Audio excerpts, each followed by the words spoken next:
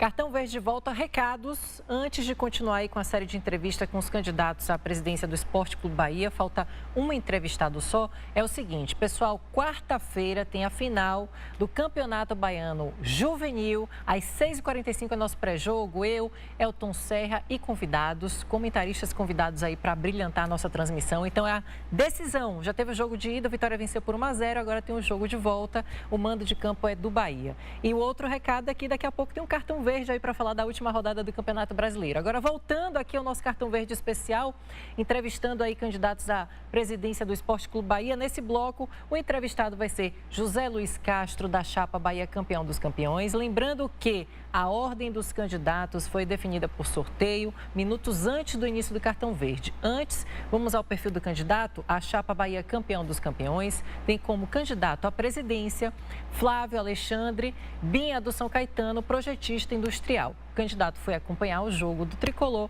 em São Paulo e, por isso, o vice-candidato José Luiz de Castro, engenheiro civil, vai participar da nossa rodada de entrevistas. Boa noite, candidato. Vamos à primeira pergunta, que é a pergunta da produção. E a pergunta é a seguinte: quais são... A primeira pergunta... Deixa eu só colocar aqui qual a primeira pergunta na ordem que todos responderam, que é a estratégia de captação de recursos para o clube manter os salários em dia e manter também e conseguir contratar reforços. Em primeiro lugar, muito boa noite, Ayana. Muito boa noite à torcedora tricolor, ao torcedor tricolor que estão nos assistindo agora na Bahia, no Brasil e no mundo. Afinal de contas, esse programa... ele tem um espectro mundial, está sendo transmitido também via internet, não é isso? Ayana, essa pergunta é uma pergunta que demanda muitas respostas. Nós podemos atuar em vários campos. Antes de começar a falar, eu queria mandar um abraço para Flávio. Ele disse que está nos assistindo, mandou agora uma mensagem para a gente. Binha, você está aqui comigo nesse momento, meu querido. Então, captação de fundos de recursos para o Bahia... arrecadar mais. Em primeiro lugar, o Bahia precisa arrecadar mais na cota de TV. Nós acreditamos que o Bahia ganha muito pouco em relação aos outros clubes. O Bahia é um clube que tem torcida no Brasil inteiro. O Bahia tem torcida no mundo. O Bahia é uma das maiores marcas que esse país já construiu. É bicampeão brasileiro. É o primeiro time a disputar um Libertadores. Não é? É um clube é um clube de massa, é um clube que, aonde você transmitir um jogo do Bahia, a TV pode ter certeza que ela vai ter sempre pessoas assistindo. O Bahia precisa melhorar a sua relação com a cota de TV. Vamos lembrar que, claro, que tem clubes que têm muito mais capilaridade, tem muito mais alcance no Brasil com a quantidade de torcedores, mas isso não justifica o Bahia ganhar 20% de um clube do eixo sul-sudeste. Então, o Bahia precisa rever sua política de negociação com as TVs, seja Esporte Interativo, seja a TV Globo, assim por diante. Outra coisa que para mim é muito importante, Ayana, e você, torcedor, precisa saber, é que o Bahia precisa melhorar também a sua arrecadação em relação à Arena Fonte Nova. Nós acreditamos que a Arena Fonte Nova é o local onde o Bahia deve mandar os seus jogos. Na verdade, até porque a Arena Fonte Nova é um local onde o Bahia tem uma identidade como torcedor. Ali nasceram as maiores conquistas do Esporte Clube Bahia. Quando o Bahia saiu do Campo da Graça e veio jogar na Arena, na antiga Fonte Nova, não é verdade? Foi ali que nós fomos decacampeões. Foi ali onde conquistamos o bicampeonato brasileiro. Então, o Esporte Clube Bahia vai manter seu mando de campo na Arena Fonte Nova. E a Arena Fonte Nova só tem sentido em existir com o Esporte Clube Bahia jogando. Então, veja que casamento perfeito, mas não adianta em um casamento perfeito só ser bom para um lado. O Bahia precisa melhorar sua cota com a Arena Fonte Nova. Outra proposta que a gente precisa melhorar muito, Ayana, e você, torcedor, precisa saber disso, é o que no que diz respeito à nossa venda de nossos jogadores. Quando nós fazemos jogadores de base, eu acho que eles estão saindo muito barato, seja para o Sul ou seja para o mundo. Vamos relembrar aqui o caso de Daniel Alves, vamos relembrar aqui o caso de Anderson Talisca, vamos relembrar o caso de Gabriel. E agora, Jean, finalmente, eu acho que para o valor de um goleiro, se de fato se concretizar a venda do Jean, eu acho que foi uma venda boa. O Bahia está começando a retomar um pouco isso. mas nós precisamos mostrar que nós temos bons jogadores, nós produzimos jogadores craques de seleção brasileira que já foram, inclusive, para o mundo. Nós temos que manter esse jogador o máximo possível para negociar na hora certa, pelo melhor valor e assim, então, arrecadar mais. Era isso por enquanto, Ana. E olha só, a gente sorteou aí a pergunta de jornalistas ou torcedores ilustres e, por eliminação, restou um papel apenas. E a pergunta é feita por um torcedor ilustre, que é o medalhista olímpico Robson Conceição. Boa noite, eu sou Robson Conceição e gostaria de saber, caso você ganhe, você tem algum projeto para esportes olímpicos? Um abraço. Em primeiro lugar, Robson, eu queria te dizer que você representa todos os baianos. Quando você vai ao ringue, os baianos estão lá com vocês. Muito obrigado por sua pergunta. É uma pergunta muito pertinente. Eu vou te dizer o seguinte, nós não podemos pensar apenas no Esporte Clube Bahia como um clube de futebol. Claro, esse é o nosso fim principal, fica muito bem claro isso. Mas eu penso que a Bahia, com a quantidade de habitantes que tem e com a quantidade de diversidade de pessoas que têm suas habilidades de esportes diversos, não pode ficar restrito a apenas ao futebol. Nós precisamos sim investir em esportes como natação, precisamos investir em esporte como o pugilismo, não é isso? O boxe.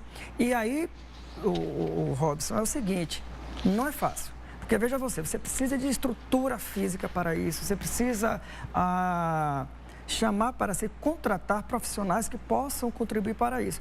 Tem sim alguns nomes bons, seja no boxe, seja na natação, seja no esporte olímpico, sei lá, no esporte aquático, mas isso não é fácil.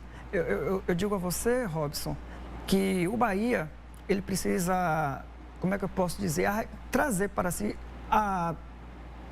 patrocinadores que tenham essa visão além do futebol, que acredite no esporte olímpico, porque com o patrocinador, o Esporte Clube Bahia pode sim fazer melhor para o esporte olímpico e ter uma representatividade maior, revelar grandes craques que sabem como você, Robson.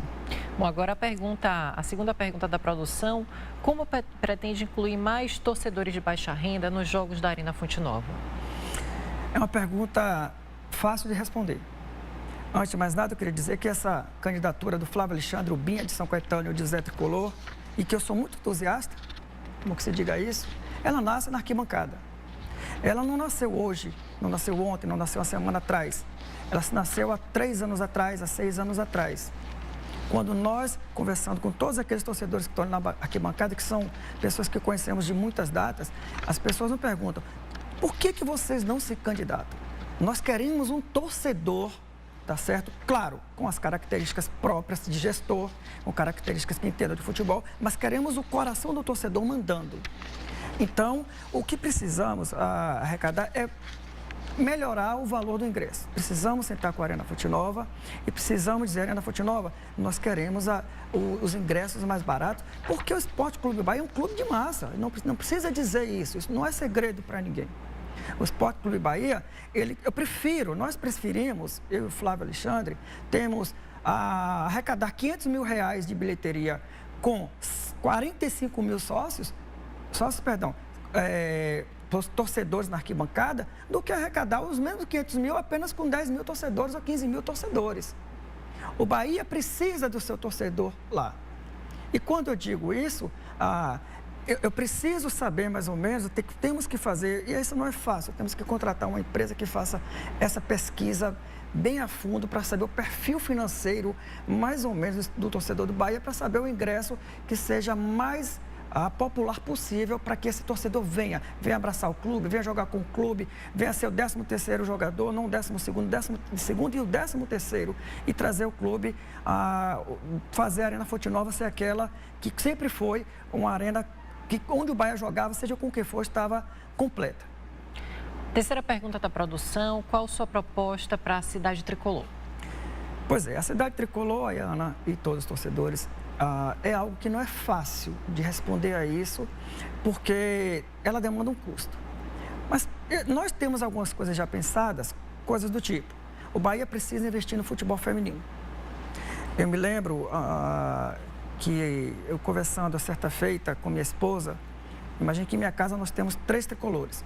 Eu sou um dos 4 e são 3 meninas. Eu quero ver mais a presença feminina no esporte. Eu quero ver mais a presença feminina no estádio. Porque lugar de mulher é onde ela quer, inclusive no estádio, se ela quiser estar lá conosco. Por isso que às vezes eu levo minhas filhas, elas adoram, minha esposa também.